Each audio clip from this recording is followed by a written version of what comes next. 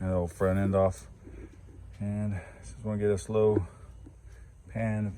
Maybe people were interested in how I had this actually done. This exhaust manifold comes up. I had it cut at the end here. I went out straight with it. I welded a little bracket on it so to help support it. And then that just used right into here, coming from the other side.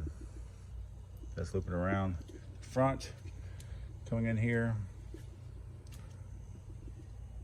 Right there. Oh, look at that. That's what happens when you don't crank it up every day.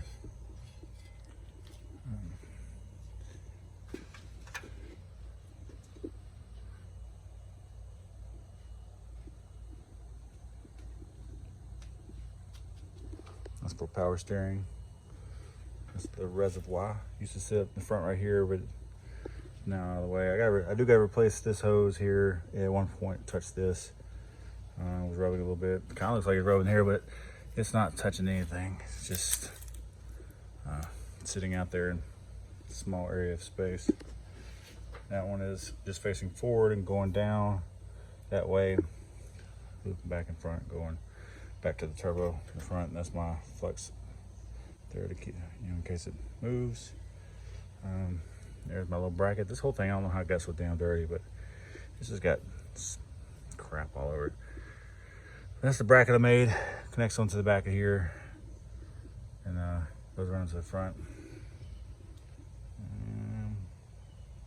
That's about it. This is the bracket I made for where I could angle it down if I need to more to keep the front of this out of the hood. But as it sits, it sits pretty good. I haven't had a problem with it, so I hadn't really adjusted it. That's it. That's fuel. This is my fuel coming in. Oh, no, I'm sorry. That's the fuel going back to the back. Fuel coming in is over here on this side. Big honking motor right there. Going in. I just had this where it comes down. I can just drain it without, because it was in such a bad back area back here. I just put it where I could drain it. Actually, it comes out in between the fender and everything, so it's nothing here hitting it. When the fender is actually in there in place, it keeps it pretty tight where it doesn't like bounce around very much. But that may change. Who knows? I haven't had an issue with it yet, so. And that's, I don't know if you can see it back in there. That's my loud valve. It goes straight down to the ground. Goes right to the ground, which gets loud.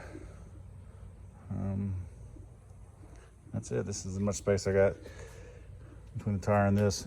When I turn it all the way this way, if it was to compress a little bit, it would touch the turbo. It's the one thing I don't like. I might have to eventually redo all that. Yeah, I say all that. I would end up pulling it in just a little bit closer. So that means I would have to redo all of it. This one would never bow out to come in here. We just have to snake around real quick, because this would have to be even closer. This would have to be a little bit, have that much room to move it over. About 1.5 inches.